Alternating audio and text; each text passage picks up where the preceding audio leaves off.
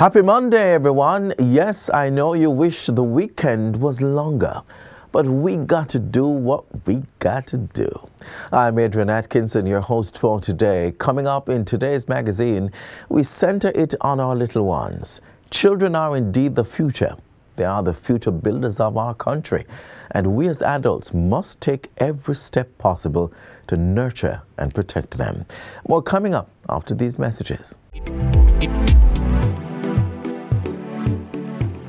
Hi, I'm Jamie Lee James. I encourage you all, whether you're a child, teen, or an adult, to be the best version of yourself, to work hard in these times of struggles so you can overcome and grow with resilience.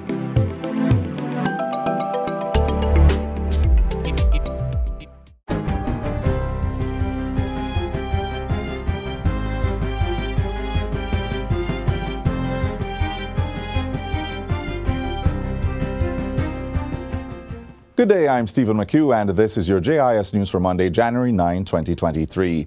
The Ministry of Health and Wellness is looking to facilitate partial reoccupation of the Cornwall Regional Hospital, CRH, in St. James before the end of this year. The reoccupation will be done throughout sections of the building, which is at an advanced state of renovation. Portfolio Minister Dr. Christopher Tufton made the disclosure during a tour of the facility on Friday.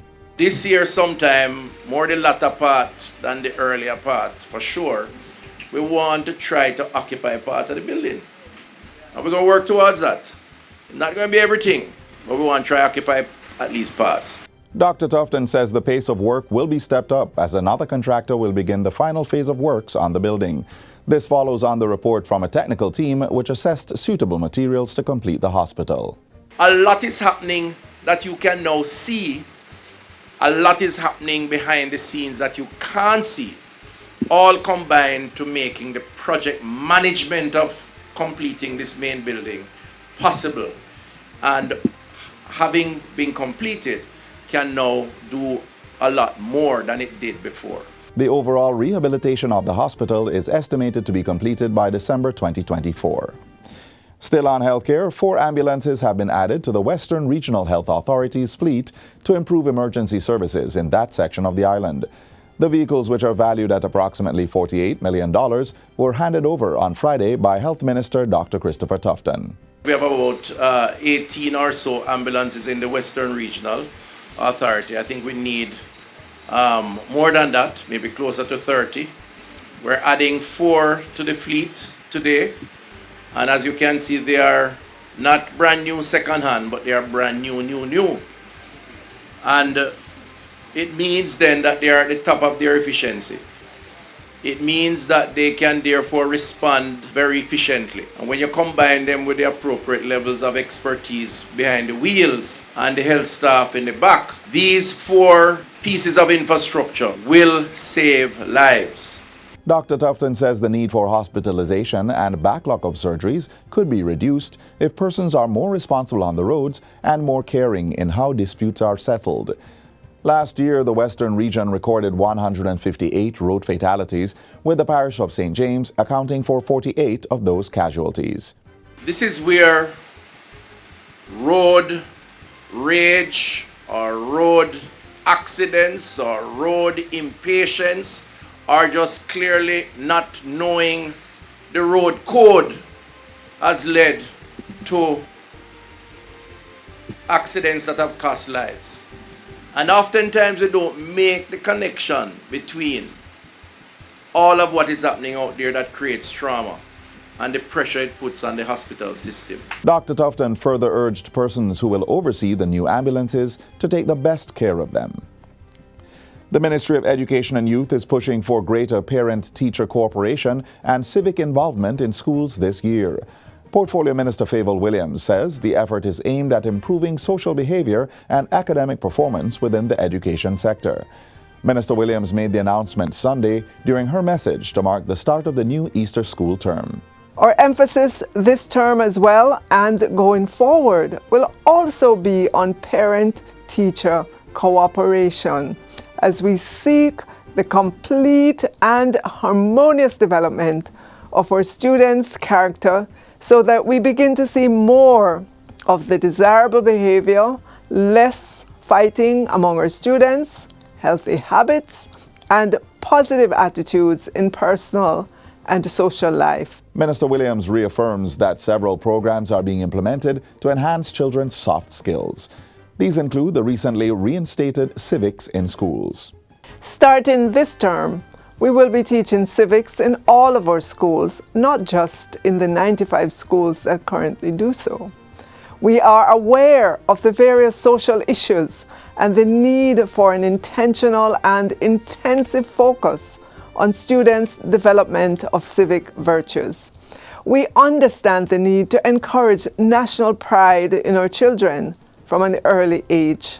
Civics in schools will serve as a foundational pillar for students to develop those critical soft skills and to become the Jamaicans we want them to be.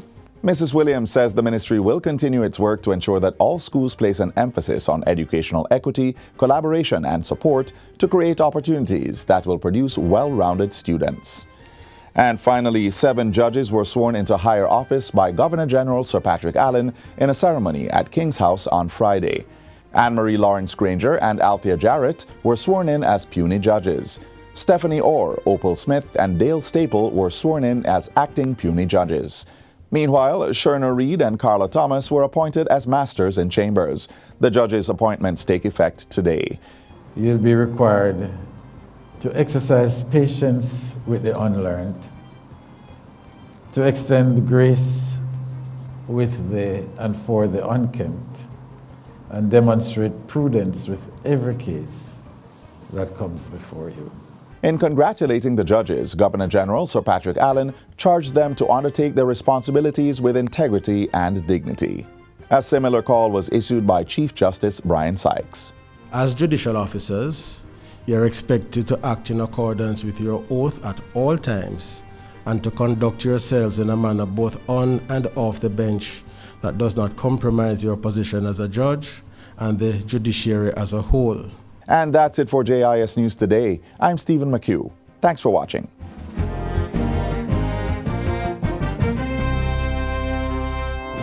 Jamaica has been named one of the world's fastest recovering countries and the Caribbean's fastest growing tourism destination. But how exactly did we get here? The Ministry of Tourism pushed forward with its commitment to keep destination assurance alive in boosting the arrival numbers, developing the tourism workforce, and building some supportive tourism infrastructure. Join us on January 10, 2023, when we'll dissect all the details of the Ministry's achievements for 2022. The safety and security of our nation, particularly as it relates to children, is everyone's business. Here's what the Ministry of National Security did to protect our communities in 2022.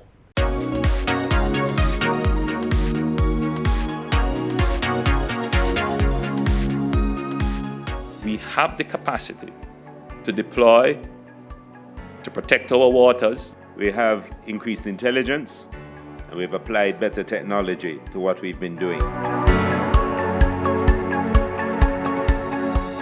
The Ministry of National Security hit the ground running in 2022. High on the agenda, crime-fighting measures. We have been very careful in implementing the states of public emergency. JCF, in partnership with the Jamaica Defense Force, launched Operation Relentless, the Joint Anti-Gang Task Force. We're launching this officially today. The government has already launched Operation Get Every Illegal Gun. The armistice will run for 14 days and is slated to commence on the 5th day of November 2022 and will end at midnight on the 19th of November 2022. The gun amnesty yielded 101 firearms and 3,000 rounds of ammunition, while over 700 illegal weapons were seized outside the period. Also in 2022, 18 players in lottery scamming were arrested and 13 extradited. Major criminal gang operations were disrupted and drugs being transported through our ports intercepted.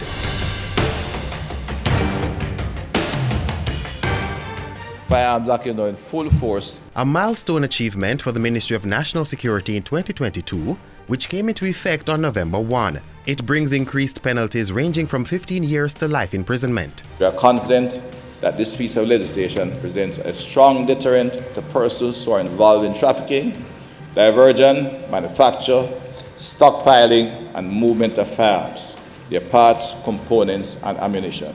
Balancing the right to bail and the protection of victims of crime, the Bail Act 2022 was tabled in Parliament and consultations to guide the amendments started. The legislature approved an order to strengthen the fight against money laundering and another to meet international obligations for the prevention of terrorism. Strengthening our framework will therefore disrupt the access of criminals to resources and make it more difficult for them to profit from their illicit activities.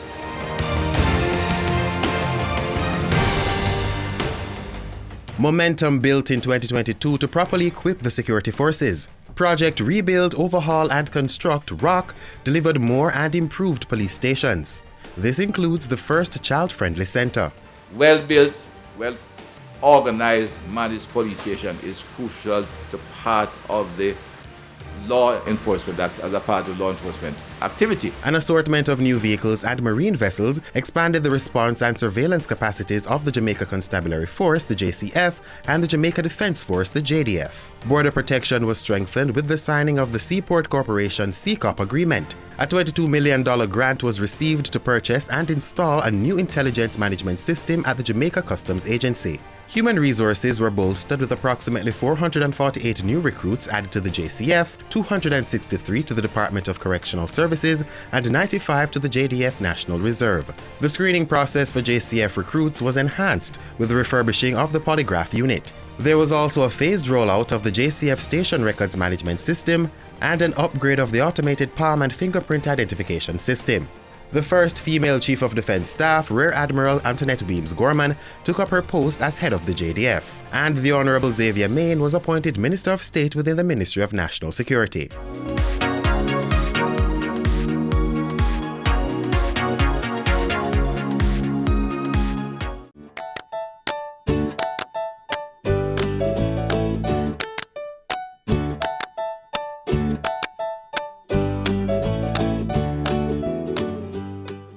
We can no longer turn a blind eye to our children. Each of us have the duty to protect them. As we continue to strengthen our protection campaign, we ask that you try positive discipline. Talk not once, twice, 3 times, 7 times even. In talking to your child, you make them comfortable to tell you about what is affecting them. Tell our children the truth and tell them what is wrong and why. We remind our parents, if you are having difficulties with your child, we are here for you to support you along with the many other agencies that are set up for this purpose. Additionally, we remind parents that if you see another parent in need of help or sound advice, reach out and provide support. Every child is our child.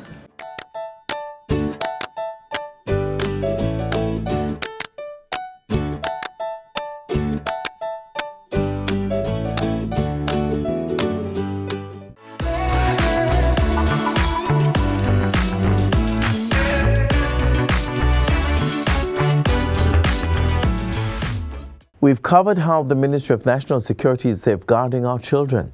Then we looked at how to keep them engaged while at home. Now, let's have a look at why and how a main priority should be planning for your children's future.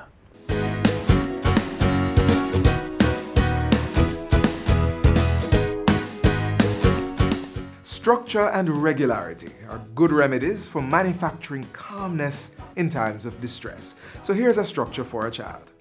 Let's start with creating a schedule that lays out time for study, chores, eating, of course, fun activities, and downtime.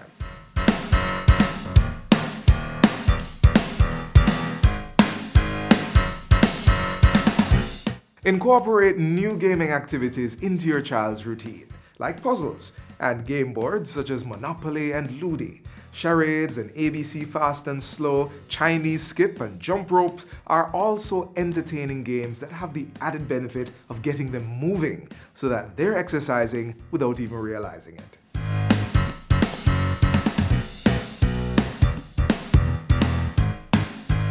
This works better for younger children. They are attracted by a range of colors and experiments, So how about you engage them with some drawings and paintings, bringing their artistic sides to life? Creating science projects is also a good way to work the minds while engaging your children.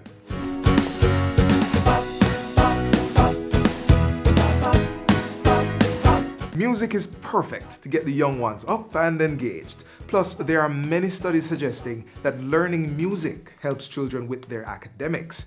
Some musical games to explore include karaoke, musical chairs, and musical trivia.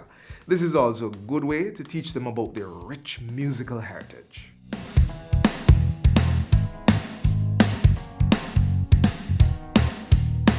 This may be the perfect time to teach your children how to prepare their favorite meals. If they already know how, then all the better, getting expert hands on board. So here's the plan. Get a cookbook and get them involved. This could make them feel that they are making a valuable contribution to the family.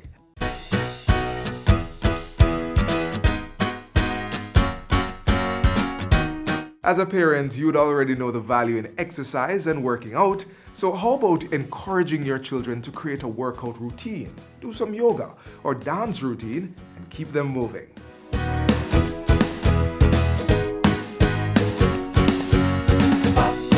It might not be such a bad thing to allow your children to keep in touch with their peers or friends and keep a strong support network.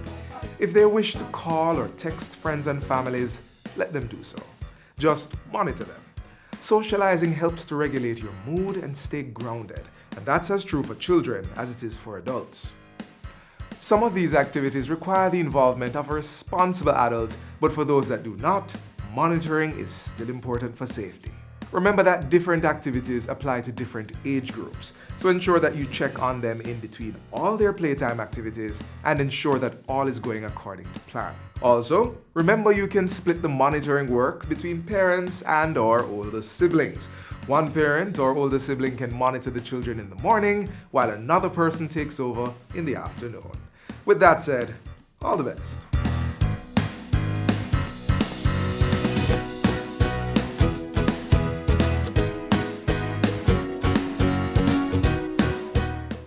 Are you aware of how Jamaican adolescents use social media? What do they do online? What do they post? Do you know if they are being harassed? These are questions you should be asking yourself because it is your duty to keep your children safe online.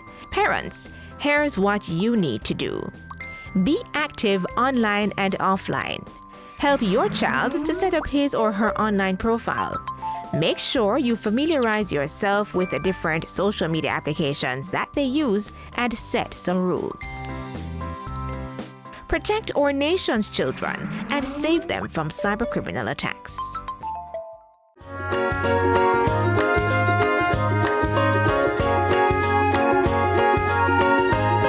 All children deserve positive parenting.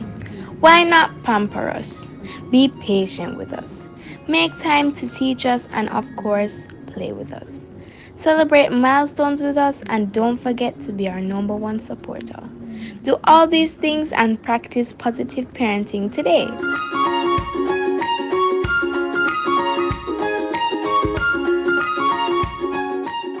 We've covered how the Ministry of National Security is safeguarding our children. Then we looked at how to keep them engaged while at home. Now, let's have a look at why and how a main priority should be planning for your children's future.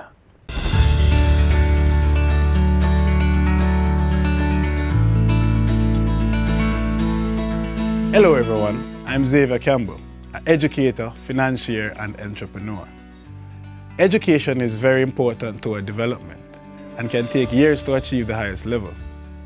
It is also very costly and some persons will have a difficult time finding the money up front, especially in the absence of careful financial planning.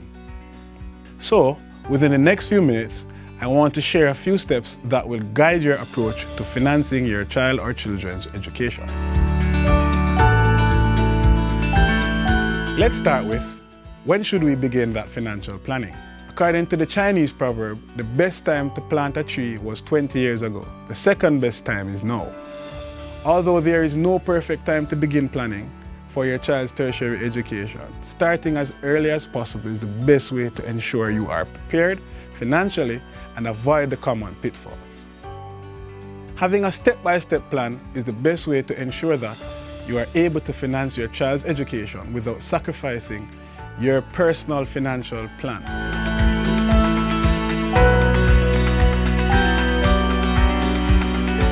There are several things to consider when planning for your child or children's education. However, most notable among them are parents must identify the future costs of tertiary education and have a clear sum in mind of what their target will be. Then work their way backwards to present and see how best they can earn to realize the future goal. A clear financial plan should be put in place either by the parents themselves or with the help of a professional financial planner. The discipline is what follows the plan to ensure that all financial objectives are being taken care of in terms of allocations and meeting the various timelines set out by the plan. Once all incomes and expenditures remain in accordance to the plan, by the time your child reaches maturity, their tertiary education funding would have been readily available to offset the costs associated.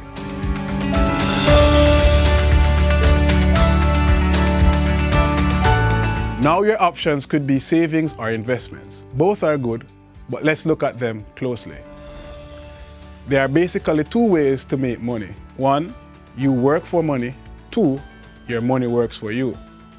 So savings is the process of putting aside a portion of your income for future use.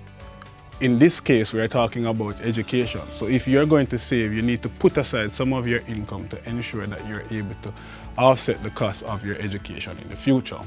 While investment is you putting money aside that will generally earn interest over the period of time that you put it aside for. Therefore, having a plan inclusive of savings and investments can put parents in a better position to offset the future expenses of education.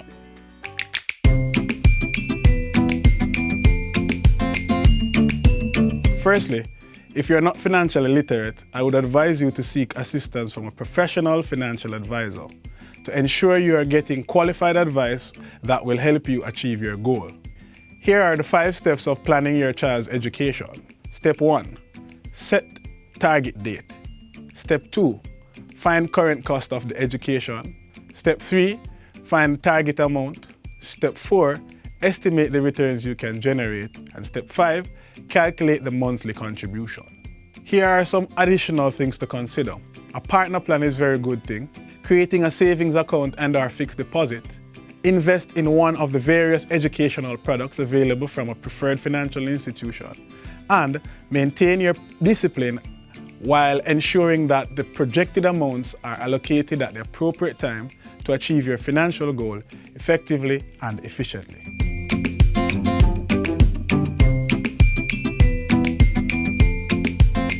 One of the most common mistakes that parents make is that they think that they need this large lump sum.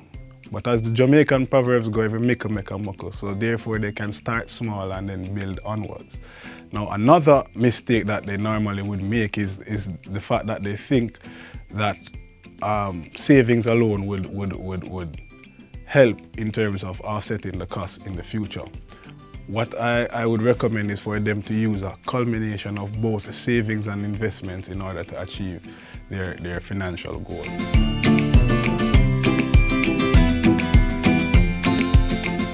So the first disadvantage I want to speak about is the inability to set financial goals.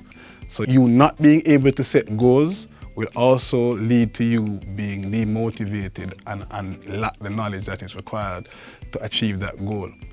And as a result of that demotivation and that lack of knowledge that is required, then there is no direction. So we consider it to be a lack of direction, right? And if there's a lack of direction, then what will happen is that poor financial outcomes will be the result of that. In concluding, planning for your child or children's education is not just dependent on the numbers. Rather, it's a combination of several factors, namely social, personal beliefs, religious, your way of approaching, and general outlook at life. However, the cost of education on a rise, Parents are looking at various investment vehicles to secure their child or children's future. Judicious planning for your children's future is essential, and empowering them with an education plan is a wise thing to do. Start to reap maximum benefits very early. Create a sustainable future for them to bloom in.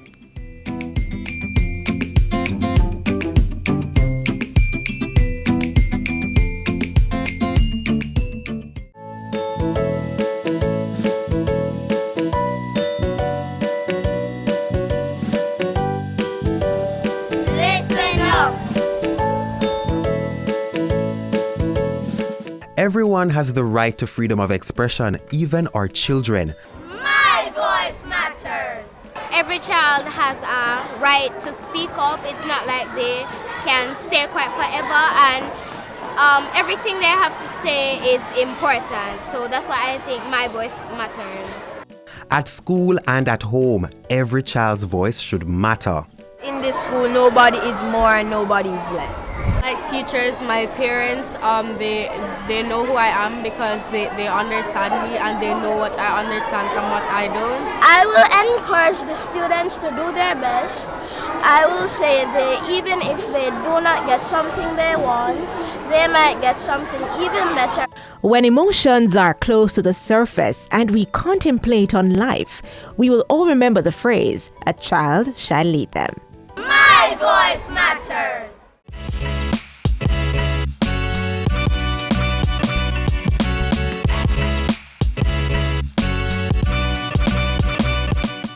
That's all for today, folks. I hope you were brought up to speed and reminded of what we can do to improve the lives of our children. If you happen to miss most of today's show, be sure to visit our website at jis.gov.jm to watch and catch up on this episode and so much more. While you're at it, remember to download our mobile app that's Android and iOS compatible to have more information on the go. I'm Adrian Atkinson. Thank you so much for watching. This has been a production of the Jamaica Information Service, the voice of Jamaica.